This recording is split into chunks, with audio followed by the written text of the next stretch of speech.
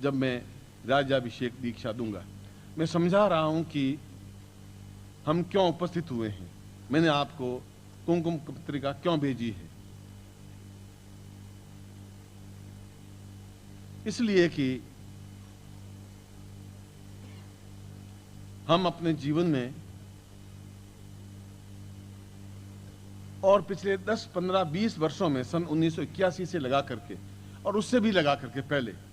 यदि मैं अपने संन्यास जीवन को छोड़ भी दूं, तब भी एक गृहस्थ जीवन में भी, गृहस्थ का मतलब है कि आप और हम जहां मिल रहे हैं, गृहस्थ अपने आप में ये नहीं शादीशुदा ही गृहस्थ कहलाता है। सन्यासी भी गृहस्थ हो सकता है यदि उसके आंख में वासना है तो, और एक गृहस्थ भी व्यक्ति सन्यासी हो सकता है यदि उसकी आंख निर्मल है तो, यदि उसके चित्त में विकार नहीं है तो, यदि उसके गुरु के प्रति पूर्ण समर्पण है तो, और यदि गुरु के हृदय में अखंड प्रेम की धारा शिष्य के लिए बह रही हो तो। और यह धारा ऐसी है, यह धारा मानसरोवर की है जो अगले 25,000 वर्षों तक भी सूख नहीं सकती, यह मैं आपको विश्वास दिलाता हूं।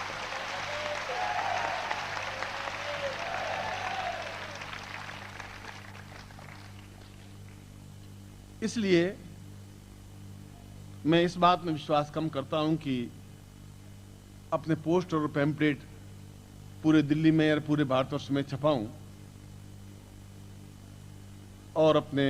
फिल्मों को जगह जगह दिखलाऊं। शुरू से ही मेरा चिंतन ये रहा है कि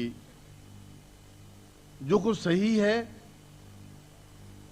वह कुछ सही है ही, क्योंकि जिंदगी का बहुत बड़ा टाइम मैंने इस संसार में किसी ग्रह से मैं आया था, अब पृथ्वी ग्रह पर हूं,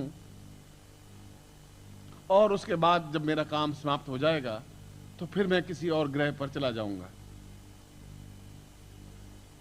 मैं जब तक इस पृथ्वी ग्रह पर हूं तब तक इन पृथ्वीवासियों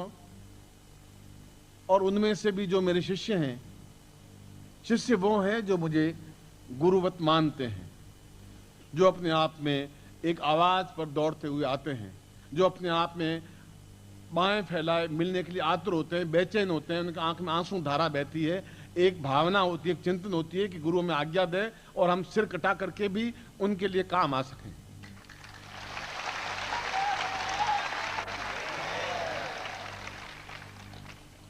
न आपका मुझे सिर चाहिए,